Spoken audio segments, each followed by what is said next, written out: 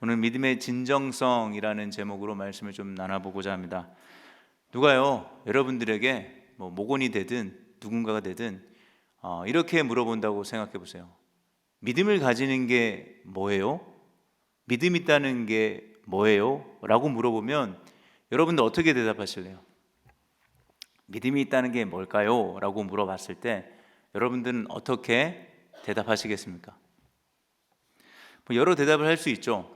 오늘 말씀을 보면 야고보는 그 중에 이렇게 대답을 할 수 있습니다. 믿음이 있는 사람은 사람을 차별하지 않는다. 믿음이 뭐예요? 믿음 가진 사람이 어떤 사람이죠? 라고 물어봤을 때 적어도 야고보서는 오늘 본문을 통해서 이렇게 오늘 우리에게도 말씀하는 것 같습니다. 믿음 있는 사람은 사람을 차별하지 않아. 그러면서 야고보가 2절에서 4절에 구체적인 차별의 예를 들고 있어요. 그 차별의 예의 현장은 아마도 예배 현장이었던 것 같습니다. 회당에 모였던 그 예배 현장에서 회당에 어떤 사람이 먼저 등장합니까? 화려한 옷을 입고 금반지를 낀 누가 봐도 되게 럭셔리하고 부자 같은 사람이 들어왔습니다. 이때 어떻게 했어요? 특별한 호의를 보이면서요, 그 회당에, 지금으로 말하면 우리 예배당에서 가장 좋은 자리, 우리 안데콜에서 가장 좋은 자리 어디입니까? 저도 잘 모르겠습니다. 어쨌든 가장 좋은 자리에 앉히게 합니다. 가난한 사람이 옵니다. 남루한 옷을 입고 누가 봐도 참 뭔가 없어 보이는 사람이 등장했어요. 그 가난한 사람에게는 되게 퉁명스럽게 어떻게 얘기하죠? 거기 서 있든지 아니면 내 발 아래 발치에 있든지 마음대로 해라 라고 이야기를 하는 거예요. 사실 여러분들 교회 공동체 안에는 여러 의미에서 부자도 있고요, 가난한 사람도 있습니다. 그러나 누구든, 그 사람이 누구든지 어떤 기준으로 사람을 판단하며 전혀 다른 태도로 대하는 이러한 차별은 오늘 야고보가 이야기합니다. 그것은 악하다.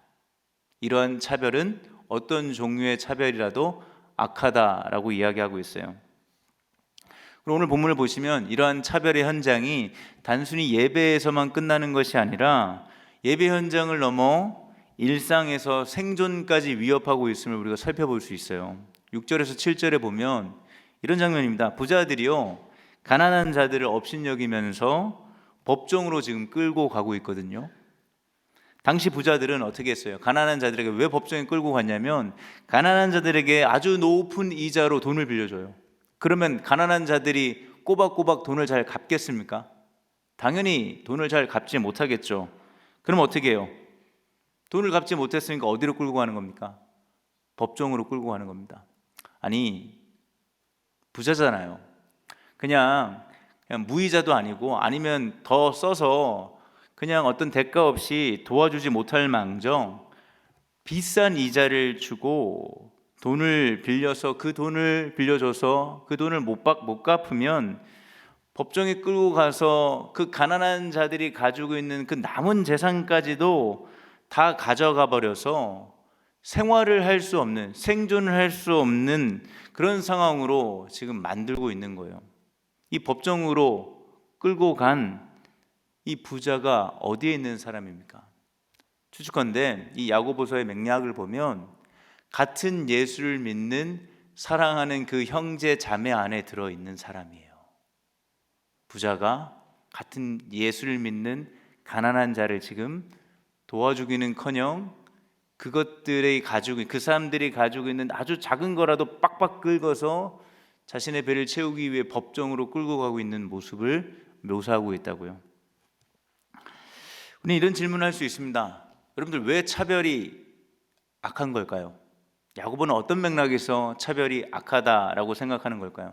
여러분들도 그냥 기본적으로 정상인이라면 부정적인 의미에서의 어떤 벌어지는 어떤 차별, 긍정적인 차별도 있습니다. 예를 들어 노약석에 젊은이가 있는데 젊은이를 좀 일으켜 세우고 임산부나 노약하신 분들, 연로하신 분들을 앉히는 거, 이거 차별입니다. 어떻게 이럴 수가 있습니까? 이렇게 하지는 않잖아요. 어떤 맥락에 따라 차별의 의미가 좀 달라질 수 있는데 어쨌든 부정적인 의미에서 차별을 우리는 정상적이라면 다 악하다고 생각하는데 야고보는 어떤 근거로 이것이 성경적으로 악하다라고 이야기하고 있습니까? 오늘 본문을 보시면 두 가지 정도 의미에서 차별의 악함을 볼 수 있는데, 첫째는 차별은요 주님의 영광을 가리기 때문에 악합니다. 뭐라고요? 뭘 가린다고요?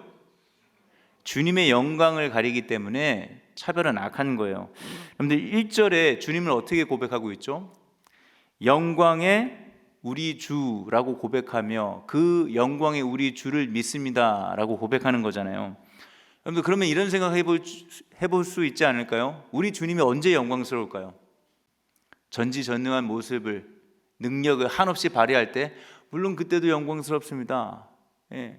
놀라운 이 세계 만물 우주를 만드신 것들을 보며 참 주님은 참 높고 영광스럽습니다 할 수도 있어요. 근데 오늘 본문에서 주님의 영광스러움이, 그 타이밍이 영광스럽다라고 이야기할 때가 언제로 나타나고 있습니까? 5절에 보시면 주님이 지금 어떤 행동을 하고 계시죠? 주님은 세상에 가난한 자예요. 세상에 가난한 자를 선택하십니다. 그리고 그 사람을 어떻게 해요? 믿음에 부유한 사람으로 만드시고요, 자신의 나라의 뭐로? 상속자로, 내 나라의 모든 것을 이제 너에게 줄게 라는 상속자로 되게 하셔요. 이처럼 주님이 어떤 행동을 보이시는 겁니까? 가난한 자들을 우리 주님은요 외면하지 않으시고 그들의 편이 되어주는 그 현장에서 우리 주님이 어떻다고요? 영광스럽다고요. 우리가 조금 전에도 찬양했잖아요. 홀로 영광을 받으소서. 그리고 여러분들 적어도 교리 공부할 때 사람이 제일 되는 목적 중에 우리가 늘 누구의 영광을 위해 산다고 얘기합니까? 하나님의 영광을 위해서 산다라고. 여러분들 그 의미가 사람마다 다를 수 있겠지만 우리가 앵무새처럼 혹은 정답처럼 얘기하는 거잖아요. 누구의 영광? 자신의 영광이 아닌 하나님의 영광을 위해 우리가 산다, 주님의 영광이 참으로 중요하다라고 고백을 하는데요, 이렇게 말하면서 오늘 야고보를 통해서 살펴보면 이렇게 고백은 하지만 가난한 사람을 무시하거나 차별하는 것은 주님의 영광을 가리는 것이고 이것은 믿음과는 상당히 거리가 먼 행위다 라고 야고보 사도가 우리에게 일러주고 있습니다. 또한 차별이 어떤 의미에서, 어떤 성경적 의미에서 악한 겁니까? 두 번째로는요, 하나님의 말씀에 반대하기 때문에 악한 거예요. 여러분들, 하나님 말씀이랑 차별은 정반대의 위치에 있습니다. 8절과 9절에 보시면 주님이 우리에게 주신 으뜸, 최고의 법이 뭐라고 얘기하고 있죠? 내 이웃을 어떻게 하라고요? 내 몸같이 사랑하라는 거예요. 그래서 주님, 제가 이웃을 사랑하잖아요. 근데 여기에서도, 사랑하는 현장에서도 차별이 일어날 수 있어요. 어떻게 해요? 이웃을 사랑하지만 차별해서 내가 너무너무 좋아하는 이웃만 사랑하면 그것은 죄를 짓는 것이고 오늘 야고보의 표현대로 범법자, 범죄자가 된다라는 것이죠. 사실 이 정도는요, 여러분들 이웃이라고 할 때 내가 좋아하는 이웃에게 사랑을 베푸는 것은요, 이거는 세상 사람도 합니다. 심지어 악인들도요. 아무리 악한 사람도 자기가 좋아하는 사람에게는 선의를 베푸는 그런 게 악인이라고요. 악인들도 이런 일을 한다고요. 근데 성경은 우리가 대표적으로 선한 사마리아의 비유를 통해서 알 수 있듯이 성경은 누가 이웃이라고, 누가 너희의 이웃이라고 얘기합니까? 강도 만난 자 아닙니까? 도움이 필요한 자 아닙니까? 그러한 사람들의 뭐가 되어 주라고 얘기해요? 이웃이 되어라 라고 말씀합니다. 이처럼 우리가 차별을 생각할 때 차별은요 우리의 삶에 아주 밀접하게 함께 연동돼서 살아가는 것 같거든요. 어떨 때는 지극히 평범한 모습으로 차별을 합니다. 어떤 모습이죠? 누군가를 무시하거나 누군가에게 전혀 어떠한 관심도 갖지 않은 채 살아가는 모습으로, 때로는 공격적으로도 차별할 수 있어요.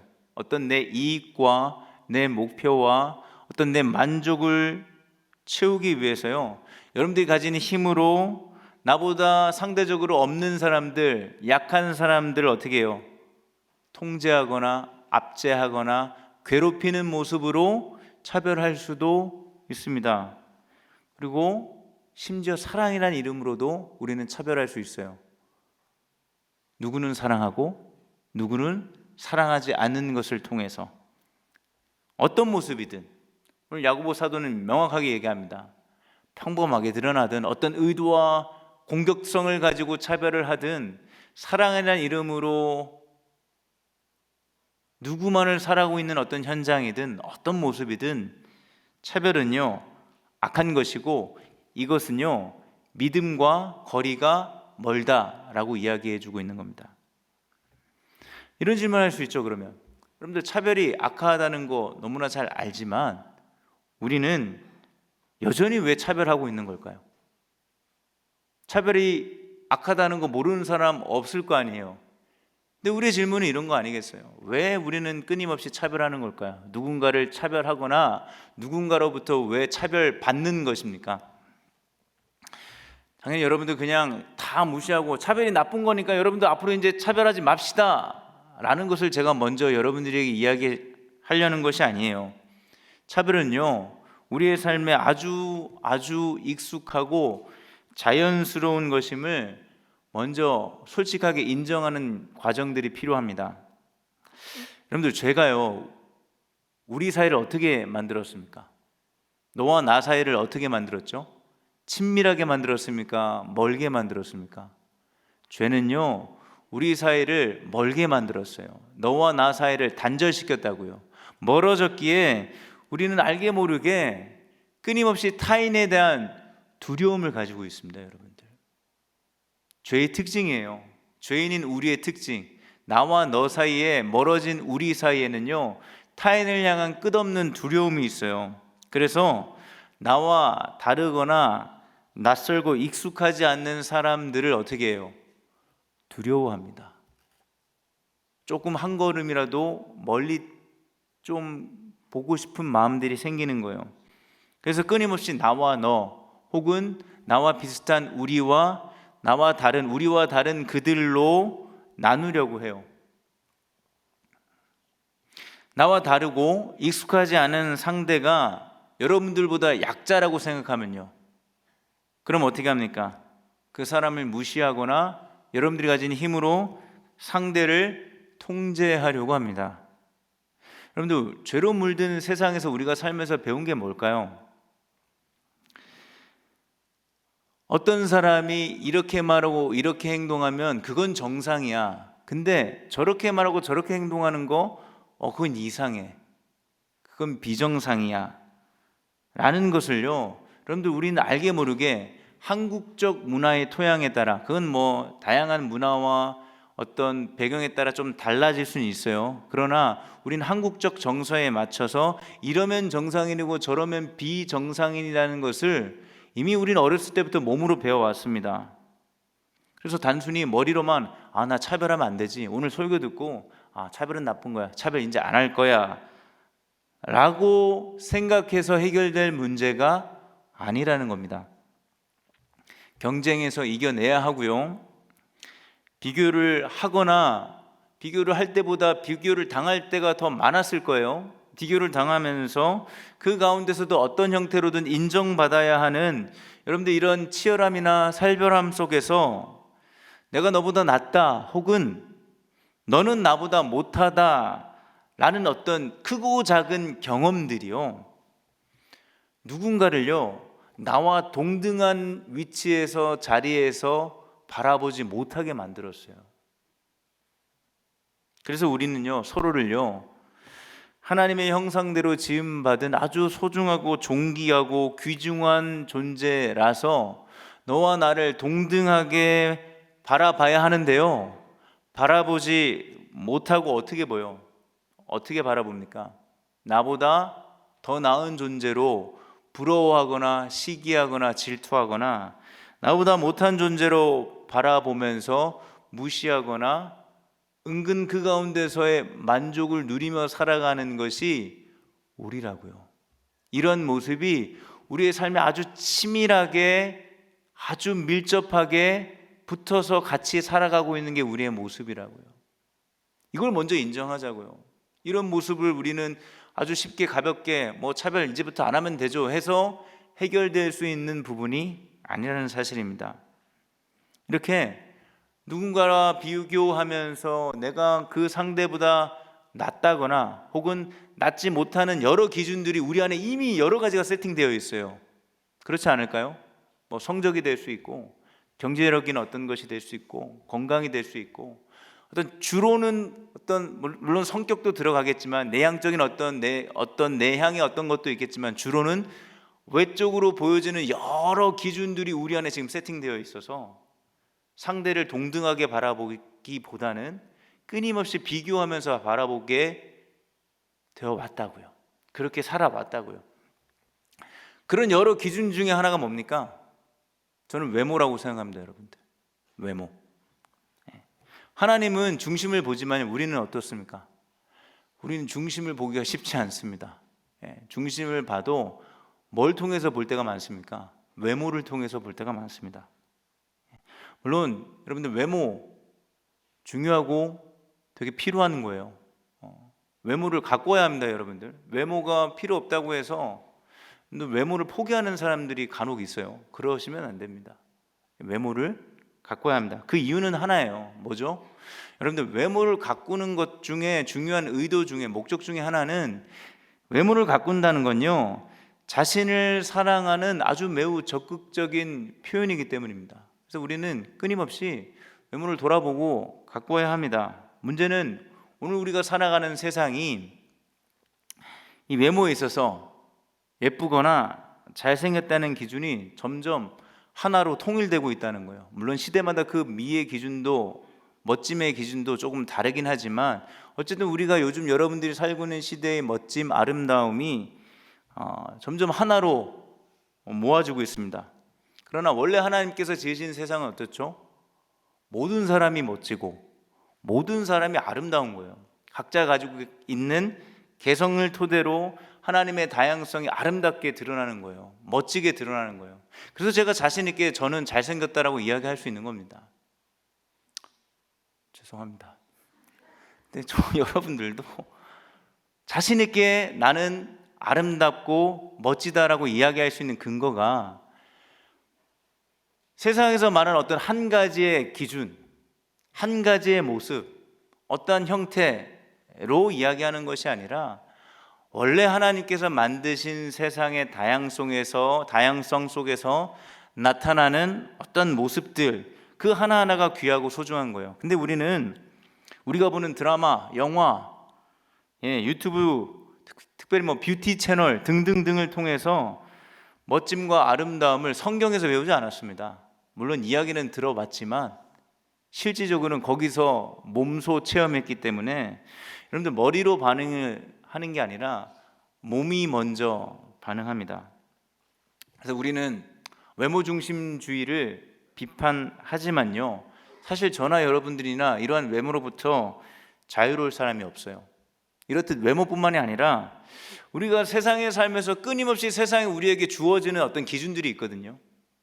어떤 기준들, 제시하는 그 기준, 아니면 여러분들이 스스로 만든 기준들이 있어요. 여러분들 안에 그 기준으로 여러분들을 평가하거나 상대가 좋은 사람인지 좋지 않은 사람인지 평가하는 여러 기준에서 사실 우리는 자유롭지 못한 상태로 살아갑니다. 근데 놀랍게도 우리가 말하는 구원 있잖아요. 구원. 여러분들 구원. 이 구원은 이러한 자유로울 수 없는 우리를요, 모든 형태로부터 모든 상황에서부터 우리를 자유롭게 하는 능력이에요. 여러분들 구원을 나중에 죽어서 천국 가는 어떤 그때만 작동하는, 평상시에 여러분들 일상에는 그냥 불이 꺼져 있다가 죽음이 임박했을 때 혹은 예수님 왔을 때 불이 딱딱 켜지면서 천국에 갈 수 있는 어떤 능력이 쫙 이렇게 발휘되는 그런 기능을 하는 게 아니라고요. 물론 그런 역할도 있지만 구원의 현재적인 능력, 우리가 살아가면서 구원의 능력을 경험한다고 했을 때는 우리가 던져져서 살잖아요. 세상의 수많은 기준에 맞추면서 살아가고, 그렇게 살아가다 보면 내 나름대로의 어떤 스스로의 기준에 갇혀서 일희일비하면서 만족하기도 하지만 대부분 불만족스러워하면서 살아가는 그 모든 형태로부터 구원은 여러분들 자유인으로 만든다고요. 여러분들 이스라엘 백성들 출애굽 사건을 기억해 보세요. 이스라엘 백성들이 이집트에 오랜 기간 노예로 살았습니다. 그렇죠? 근데 하나님이 등장해서 어떻게 구원을 베푸십니까? 율법을 먼저 제시해 주면서 자, 들어라. 이 율법 지키는 사람은 내가 구원해 줄게. 이집트에서 탈출시켜 줄게. 더 이상 노예로 살아가는 것이 아니라 내가 자유인이 되게 해 줄게 라고 하셨어요? 아니잖아요. 어떻게 하셨습니까? 먼저 출애굽 시키셨잖아요. 먼저 이집트에서 탈출시키셨잖아요. 먼저 노예의 상태에서 건져내셔서 이스라엘 백성들을 뭐로 만들었어요? 자유인으로 만드셨잖아요. 자유인이 되었을 때 비로소 그들에게 하나님이 뭘 줍니까? 율법을 줍니다. 말씀을 준다고요. 그러면서 이 율법을 지키라고 말씀하셨다는 거예요. 이런 맥락에서 보면 여러분들 오늘 읽었던 본문 12절에 보시면 자유를 주는 율법이라는 말의 의미를 조금 이해할 수 있을 거예요. 자유롭지 못한 상태에서 우리가 가장 으뜸이 되는 법, 최고의 법, 내 이웃을 내 몸같이 사랑하라는 이 말씀을요, 우리가 지킬 수 있을까요?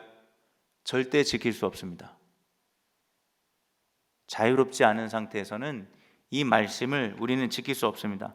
그러나 구원받은 우리잖아요. 모든 것으로부터 자유롭게 된 자유인이 된 우리는 이제 이 말씀이 지켜지는 것이 지킬 수 있는 게 가능합니다. 물론 우리는 늘 종합적으로 볼 수 있어야 되죠. 우리가 죄인인 동시에 의인이고 의인인 동시에 죄인이기에 우리는 여전히 죄로 물든 세상에 살면서 죄의 영향력으로부터 자유할 수 없습니다. 100% 순수 청정 지역에 살 수가 없어요. 죄인이기에 상대를 어느 때는 정말로 하나님의 형상으로 보려고 애쓰고 나와 동등한 위치에서 그 사람과 대화하고 대하고 그 사람을 선대하고 사랑을 베풀기도 하다가 어느 순간 어떻게 보는 거예요? 비교 대상으로 전락해 버리는 거죠. 나보다 나은 대상 혹은 나보다 못한 대상으로요. 하지만 동시에 우리가 구원을 받았다는 것은 그러한 우리에게는 떠나지 않는 하나님의 구원의 은혜가 여러분들과 함께 한다는 거예요. 우리가 지난주에 성탄절을 통해서 가장 먼저 확인했던 주제가 뭡니까? 하나님은 우리와 함께 하신다는 거잖아요. 지금 이 자리에도 구원의 은혜가 여러분들을 떠나지 않습니다. 그래서 이 시간 우리는 한 주간 우리가 노예 상태로 나도 노예로 살아가고 상대를 바라보는 것도 동등하게 바라보지 못하고 무언가 끊임없이 낮거나 못한 존재로 살아왔다 하더라도 하나님께서 이스라엘 백성들을 이집트에서 노예에서 탈출시키셨듯이 여러분들의 삶, 이번 한 주의 삶이 누구를 차별하거나 혹은 누구로부터 차별받을 수밖에 없는 우리를 부르셔서요, 너 이제 그런 것으로부터 자유해라, 너는 자유인이다 라고 말씀하시는 거라고요. 그러면서 우리에게 이런 말씀하죠. 그렇게 자유의 감격으로 네 마음대로 살아가라고 얘기하는 것이 아니라 오늘 야고보 사도를 통해 가장 최고의 율법, 가장 최고의 말씀을 주셨어요. 너 이제 자유인이 됐지? 그러니 내 이웃을 내 몸같이 사랑하라 라고 우리에게 말씀해 주시는 겁니다. 여러분들, 이웃을 사랑하기 위해서는 내 몸을 먼저 사랑하라고 말씀하시잖아요. 여러분, 내 몸을 사랑한다는 게 뭘까요? 이런 장면을 한번 상상해 봅시다. 아침에 여러분들이 오늘 아침이든 이번 주든 아침에 일어난 여러분들의 모습을 보면 어떻습니까? 사랑스럽습니까? 사랑스럽다면 병원에 가보셔야 합니다. 아침에 일어난 모습 보면 참 부시시하고 입에 냄새도 나고 참 볼품없잖아요, 여러분들. 그런 모습으로 면접 보러 가보세요. 그런 모습으로 소개팅 가보세요. 그런 모습으로 데이트 가보세요. 네, 그 이외의 얘기는 안 하겠습니다. 그런 아침에 일어난 내 모습이 참 내가 봤을 땐 만족스럽지 않다고 해서, 사랑스럽지 않다고 해서 여러분들 방치합니까? 방치하지 않습니다.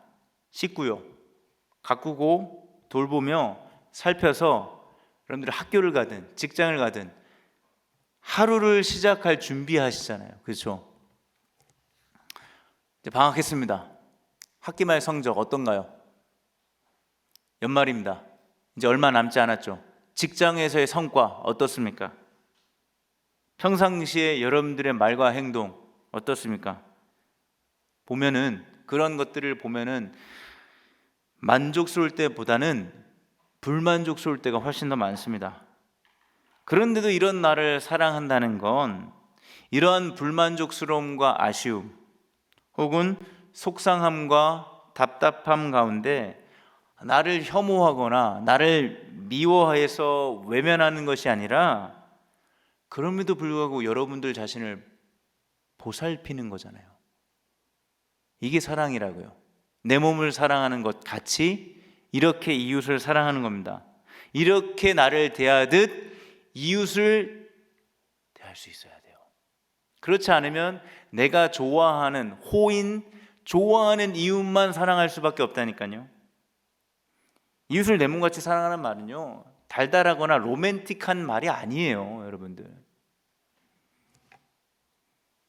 그 사랑은 이웃을 그렇지 않을 때도 보살펴야 하는 의무이고 책임입니다. 근데 차별은 뭐 하는 거예요? 이런 보살필 이웃을요, 여전히 끊임없이 이런 유혹을 주는 거예요. 네가 정해라. 네가 정해서 올인해라. 그러면 돼. 그것만으로도 충분해. 그렇게 안 하는 사람도 있는데 너 그 정도면 잘하는 거야. 그 자리면 있으면 돼. 라고 말하는 거라고요. 물론 여러분들 안타깝게도 이 자리에 있는 저를 포함한 여러분 모두가요, 한 사람도 차별하지 않고 모든 이웃을 내 몸같이 사랑하는 사람이 이곳에 있을까요? 아무도 없습니다. 그런데 10절에 야고보는 율법을 잘 지켜도 하나라도 어기면 뭐라고 얘기합니까? 단칼에 범법자라고 얘기해요. 야고보가 이렇게 얘기하는 건 우리에게 어떤 절망을 주기 위해서 이렇게 말하는 걸까요? 아닙니다. 나는 너보다 이웃을 내 몸같이 사랑하고 있다고 우쭐대지 말고, 자랑하지 말고, 혹은 그렇게 못한다고 해서 실망하지 말아야 함을 이야기하고 있어요. 왜요? 조금 잘하든 너무 못하든 우리는 하나님 앞에서 모두 죄인입니다. 그걸 야고보가 이야기하고 있는 거예요. 물론 이것을 핑계 삼아 그렇네요, 뭐 어쩔 수 없으니까 이제부터는 제 마음대로 알아서 살겠습니다 라는 것을 이야기하는 것도 아닙니다. 우리 한계를 인정하자고요. 저와 여러분들의 한계, 하나님 말씀 앞에서 우리는 어느 부분에 있어서는 누구보다 잘할 수 있어요. 그러나 하나님 말씀 앞에서 모든 부분에 그렇게 잘할 수 있는 우리가 아니라는 한계를 인정해야 합니다. 그래서 우리는 하나님 앞에는요, 누구나 할 것 없이 범법자가 되는 거예요. 그리고 하나님의 정죄와 비난을 피할 수 없습니다. 그런데 이것이 고스란히 슬프게도 서로를 우리는 이루고 있어요. 우리는 서로를 바라보면서 정죄와 비판의 시선으로 바라보며 누군가를 보며 끊임없이 불만족하거나 분노합니다. 반대로 그런 비판이나 정죄를 누군가가 나한테 하면 어떻게 이야기합니까? 그럴 땐 기가 막히게 성경을 잘 활용하죠. 너도 나도 죄인인데 어디서 지적질이냐 하며 쉴드를 치며 또 분노하죠. 이렇게 이래저래 분노할 수밖에 없는 우리의 지금의 한계, 이 한계를 인정하고 오늘 우리가 야고보를 통해서 결단해야 할 것은 이 한계 속에서 하나님의 자비를 요청하는 자리로 우리가 함께 나아가야 한다는 사실입니다. 우리가 이렇게 분노하면서도, 참 볼품없이 살아가면서도 참 되게 그럴듯하고 되게 만족스럽고 자랑할 거리라고 생각했지만 별것 아닌 그러한 어떤 좌절과 답답함 속에서도 다시금 하나님께 자비를 구할 수 있는 것, 자비를 요청할 수 있는 건 주님이요 변함없이 우리에게 자비를 베푸시는 분이기 때문입니다.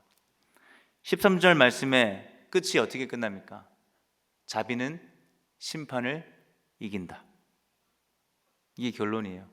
자비는 심판을 이깁니다.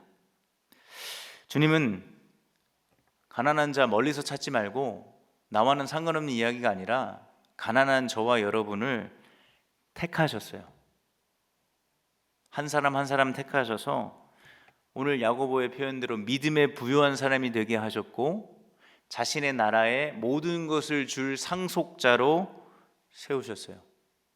그래서 이제 우리는 그 주님의 사랑, 자비하심으로 어떤 사람으로 살아갈 수 있습니까?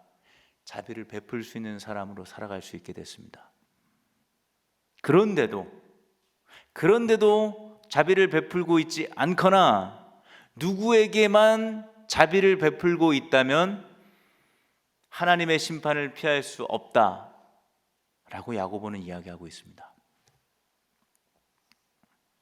이 말씀 앞에서 우리 자신을 조금 돌아볼 수 있었으면 좋겠습니다. 말씀을 마무리하죠. 세상은요 끊임없이 교회에 대한 관심이 있어요. 요즘은 그게 부정적인 이슈가 참으로 많아서 부정적인 피드백이 많을지 모르겠지만 사실 악플도 관심이 있듯이 세상은 끊임없이 교회, 기독교에 대한 관심을 가지고 있습니다. 우리가 그 역할들을 제대로 못하는 안타까움이 있을 뿐이지. 그러면서 세상이 이야기하고는 그 겉표면의 어떤 이야기에만 우리가 주목하는 거기에만 머물러 있지 말고요, 세상이 이야기하는 건 이런 거예요. 그러면서 하나님이 정말로 누구도 차별하지 않는다고? 누구에게나 자비롭고 긍휼을 베푸시는 분이라고? 그럼 그 증거가 어디 있어? 라고 우리에게 묻는 거거든요.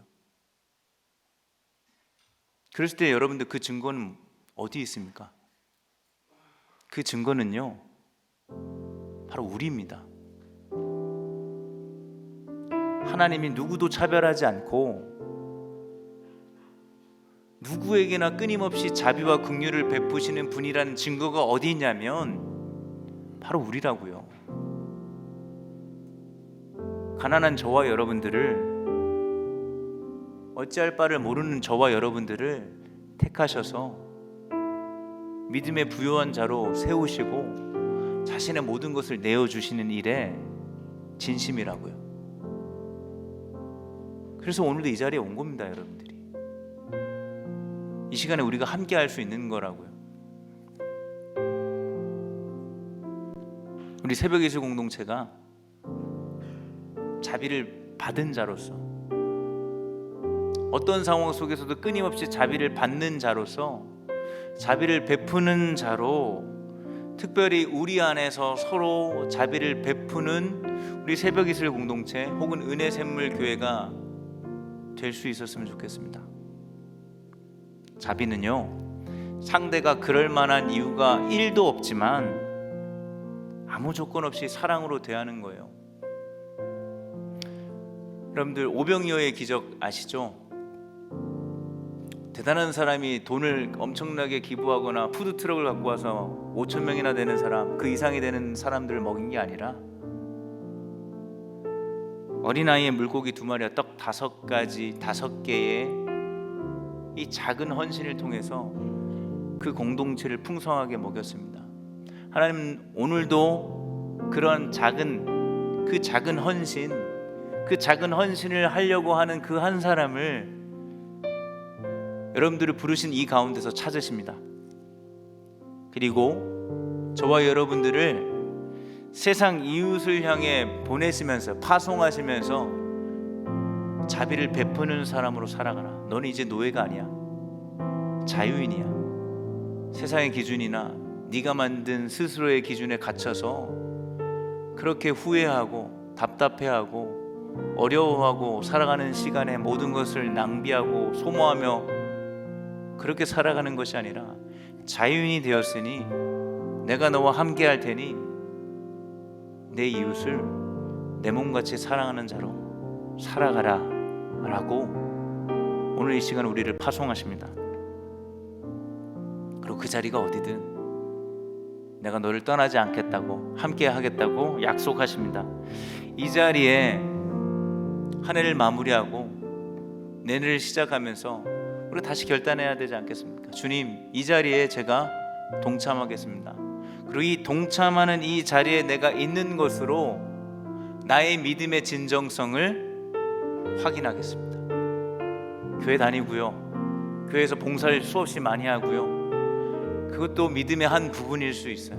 그러나 오늘 야고보서가 얘기하는 우리의 믿음의 진정성은 바로 여기에 있습니다. 어느 자리에서 누구와 함께하고 있는가, 이 부르심에 여러분들이 이미 어떠한 존재인지를 확인하시고 우리가 함께 주님이 원하시는 그 자리로 나아갈 수 있는 우리 새벽이슬 공동체 은혜 샘물 교회가 될 수 있었으면 좋겠습니다.